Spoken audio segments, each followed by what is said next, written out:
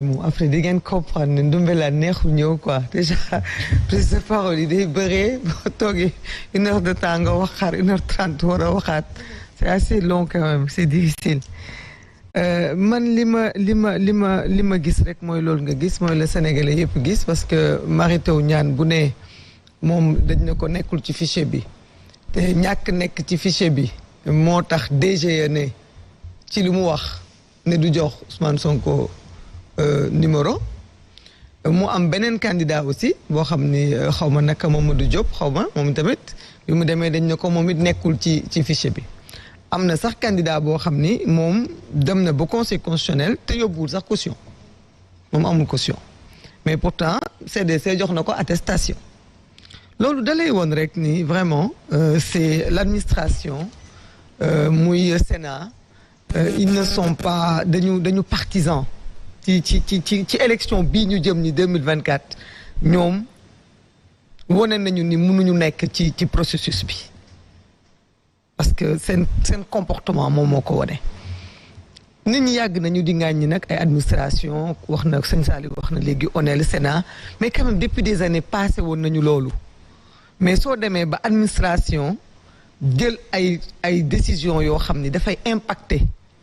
ci candidat ñun ñëpp ñu sañoon ne kenn kese la ñuy xaar moom mu wax le droit muy le conseil constitutionnel mais qu'est-ce qu'on a vu le 24 novembre conseil constitutionnel dafa jël article 8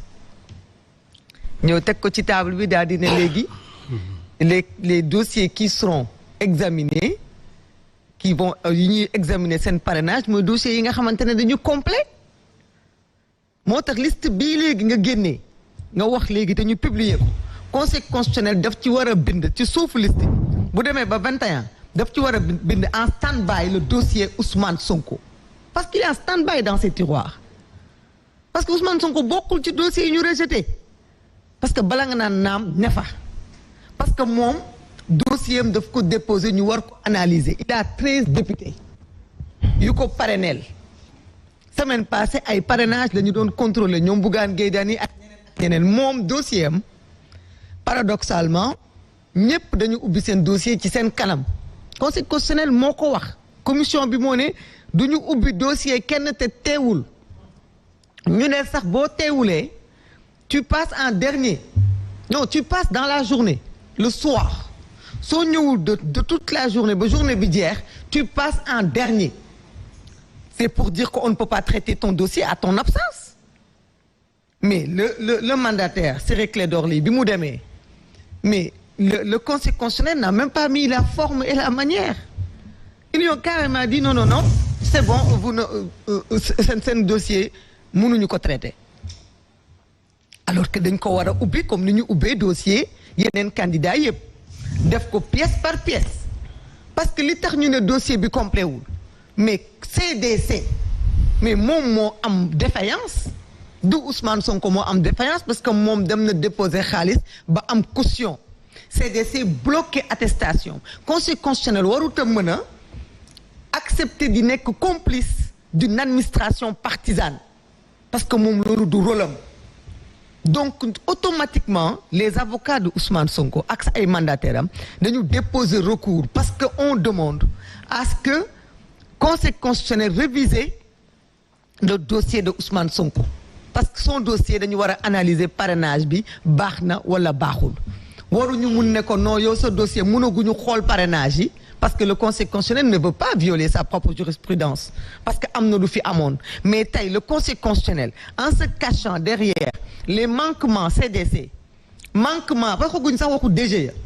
parce que DGE pour ñu wax waxam il faut ñu xool parrainage bi ñu door a mën a wax fiche de bi baax na wala baaxul mais li nga xam ni CDC nga xam ni c'est un fooy dem déposer xaalis tey wax nañ ko am na candidat boo xam ne amut xaalis mais moom ñëw na ba conseil constitutionnel ba déposer mais kooku xanaa moom dafa ëpp ndey ak baay Ousmane Sonko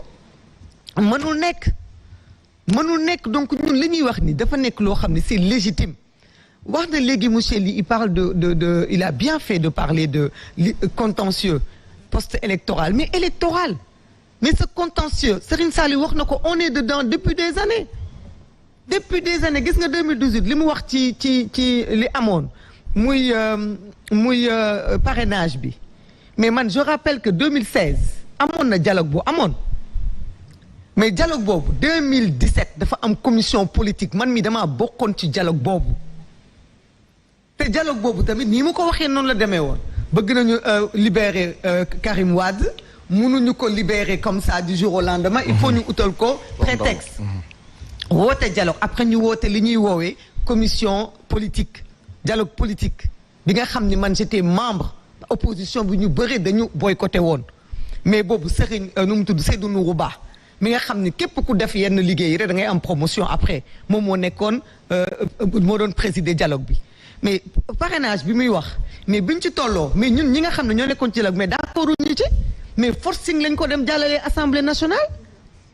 donc quand on parle de dialogue quand même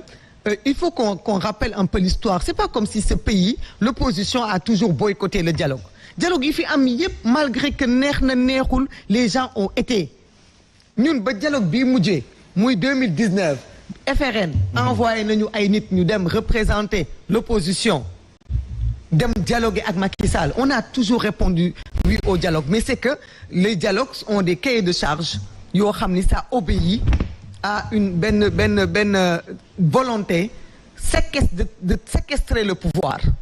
loolu kese moom moo ci nekk et c'est ça qui est insupportable pour des Sénégalais yu démocrates yu bëgg seen réew c'est la première fois dans l'histoire politique du Sénégal ñu am un clan qui est au régime ñu jox ko le pouvoir muy organiser wu di réfléchir à comment garder ce pouvoir-là au détriment du peuple sénégalais et c'est ça qui est en train de se passer loolu mooy li nga xam ni képp ku nekk citoyen sénégalais foo munti nekk waruloo ko nangu loolu mooy li choquant mooy li aberrant mooy dañ nekk ci réew moo xam ne muy kilifa diine yi muy kilifa aada yi muy acteurs yi kenn warul mun a nangu lii président Macky Sall nekk di def ci réew mi nit ñi di ko seetaan te ñëpp xam nañ ni tey nguur gi kese moo ko tax a jóg loo xamante ni kenn mënu ko continuer maintenant opposition bi am na ci responsabilité amu ci responsabilité loolu foog naa ni c'est essayer de réinventer la roue kenn mënu ko lijjanti parce que opposition amul monopole ñun malgré que on est Yewwi ñun la Sénégalais jox majorité ci élection yi mais il y a des gens qui nous ont toujours dit du ngeen majorité du ngeen opposition du ngeen yéen kese nekku leen fii et pourtant on a toujours tendu la main parce que loolu la séntu asamaan jarul xëccoo munoo wax ni ñii ñooy opposition bi la preuve bi ñu waxee waxu dialogue bi fii nga toog gis ay nit yu la jàppal ni c'est légitime parce que gis nañu salle boobu keroog président Macky Sall toog jàkkaarloog des Sénégalais qui se sont dit membres de l'opposition kan moo mun a wax ne parti démocratique sénégalais duñu opposition kan moo mun a wax Khalifa Sall du opposition ñoom Cheikh Bamba Dièye ñu ngi fa woon du opposition man j'ai pas ce monopole là awma ne ñii duñu opposition li am ba am mooy après ce dialogue lan la ci sénégalais yi jëlee parce que c'était pas censé être qu'une combine politique c'était censé être quelque chose avec toutes les couches du Sénégal woon ne gisoon nañ fa ay kilifa diine ay kilifa aada yoo xam ne aussi ils sont complices de ce qui se passe parce que ñoom ñëpp ils ont accepté d'aller s'asseoir à cette table-là et de jouer le jeu donc devant l'histoire tamit ils seront jugés autant que les politiques parce que c'est trop facile de toujours dire politiciens yi opposition bi parce que dialogue boobu opposition yi kese nekk ñu fa woon ñu bëri dañ fa yónnee woon ay ndaw ñooñu ñëpp yónnee woon foofu ay ndaw dañu am responsabilité ci li nekk di am ni parce que li nekk di am mooy benn volonté de dire am na benn candidat Ousmane Sonko la tudd jàppoon nañu ni on a essayé de tout faire pour l'enlever du fichier ils ont pas pu l'enlever du fichier parce que bi ñuy yëkkati seen procédure révision bi c'était déjà fini mënuñu ko dindi ci fichier bi ñu dindi ko ci fichier bi en violant la loi justice rétablir ko à 2 reprises on a une administration qui ne respecte pas la justice et qui le dit nga taxaw agent judiciaire de l'État ne la duñu exécuter décision bi dem DGE ànd ci ak ñoom Sénat war a arbitrer au-delà de li Serigne Saliou wax Sénat ne sama fichier nekkul à jour mais Sénat directeur bi dafa ni DGE jox leen Ousmane Sonko ay fiche am te Sénat am na prérogative joxe fiche bi avant que Sénat di ko def mais ñu changé leen boobu ba léegi dafa dañu ko ñu ko waxee sax mbir mi dafa tàbbi géej kenn waxatu ci même Sénat bi moom moo bëgg a arbitrer nu mu tudd élection yi di ñëw man je considère que tey l'opposition est à un défi nga may ma daaneel foofu défi bu mu am mooy ñii ku tooleen topp di xaar ci ñoom transparence ak processus da ngay tardé et je crois que pour abréger la souffrance des Sénégalais ak pour sauver le Sénégal ak pour éviter yàq-yàq yi ak li ñu nekk di def ci luubal lu transparent wu di continuer il faut l'alternance en 2024 obligatoirement. Les Sénégalais en ont fini ñoom ñoo la gën a xam ne Sénégalais yi pare nañ ci ñoom léegi comment arriver à ça parce qu'à un moment donné il faut penser ses plaies et retourner au front parce que foofu la ñu toll ak président Macky Sall jamono ji génnee na décision à partir de démb am na lu commencé am mooy la distribution des cartes électeurs ci commission yi mu nekk lu catastrophique parce que am na loi bu ñu la loi R109 dafa ni ci lu mu wax représentant parti politique ak coalition de partis légalement constitués yépp am nañu droit dem foofu yóbbu fa seen ay représentants mais ñoom dañu ko changé daa di ne léegi les candidats représentants de candidats ñoom ñoo war a teew ci commission yooyu mais fii qui sera candidat on ne le saura que après le 20 donc ça veut dire que à partir de démb ba le 20 commission yi opposition bi du ci teew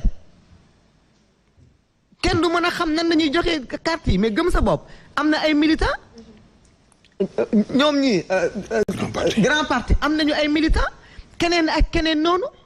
loi bi lu mu wax dafa leer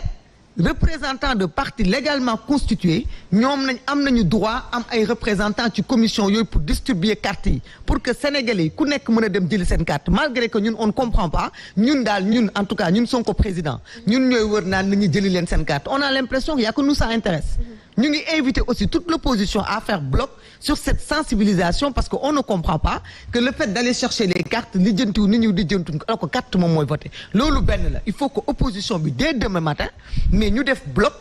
au-delà des recours il faut avoir des représentants dans ces commissions parce que il faut que ces cartes soient distribuées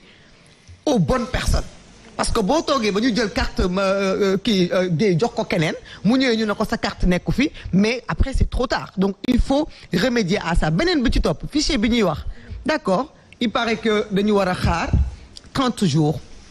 avant les élections le scrutin pour ñu mën a jot fichier bi mais man je considère que li kii woon technicien yi wone c'est 15 jours c'est 15 jours non 15 jours lañ koy jox candidat yi carte électorale bi laa bëggoon wax boobu carte électorale bi 30 jours lañ ko war a am mais je considère que fichier bi même 15 jours li experts yi wone muy expert u Pastef yi nga xam ne ñoom ils ont même défié les experts du conseil constitutionnel à un débat public indi leen seen ordinateur ñu indi suñu ordinateur avec d'autres experts ñoom monsieur Ly ak ñeneen ñu won leen te ñun démontré nañ ñu ko heureux de voir que d'autres experts parce que sénégalais am na lu fi manqué lu dul matière grise quand même les sénégalais wane nañ ko dans le monde entier que ce sont des gens extrêmement intelligents donc loolu du problème mais li ma leen di invité mooy fichier électoral Ahmed Aïdara mi yor na ko ndaxte 2022 dem na élection dem nga élection 2022 dem nga local dem nga législative fichier boobu moo fi ne plus les nouveaux inscrits kon nit ñi am nañu base de données bu ñu mën a commencer liggéeyee parce que pour attendre justement faire cette comparaison le jour où on aura le fiche il faut déjà se tenir prêt il faut que dès à présent nit ñi organiser wu kenn ku nekk yow quartier bi nga nekk Guédiawaye nga xam ne Guédiawaye kat tant de votants ñoo fi nekkoon ñii ñoo fi inscrire bees de addition là c'est des mathématiques il y avait tant de personnes en 2022 il y a eu plus tant de personnes qui se sont inscrits maintenant égal tant de personnes nga xam ne boo ñëwee il y a eu des décès entre temps ma ne xaaral rek léegi boo ñëwee le 15 boo ñëwee ñu génne la un chiffre faramineux kii Serigne Sall nga mën a am possibilité attaquer ko mais doo toog di xaar ba 15 jours des élections ngay door a jot le fichier bëgg a def le travail qu'il faut chaque parti a la possibilité et c'est là où j'en appelle à l'union sacrée de l'opposition parce que Guèye wax na ko léegi dama ko ci fekk si ñeneen wax nañ ko maa ngi leen di déglu di leen dégg di leen ci encourager di leen wax ne leen amul ku bokk ak ku bokkul on doit travailler pour beneen Sénégal bu bees donc ñëpp war a joxante loxo dépasser seen yëf parce que ñun ñi fi nekkoon 2000 gënuñu leen certes mais ñi nga xam ne ñoo toogoon ba xalaat ni Abdoulaye Wade nii moom la ñu war a jàppale ba Abdou Diouf bañ koo faagaagal ba ànd ak moom taxaw xeex ñun ci situation boobu lañ toll. Eh bien alors c'est vrai que bu ñu tollaan fii di dem ci élection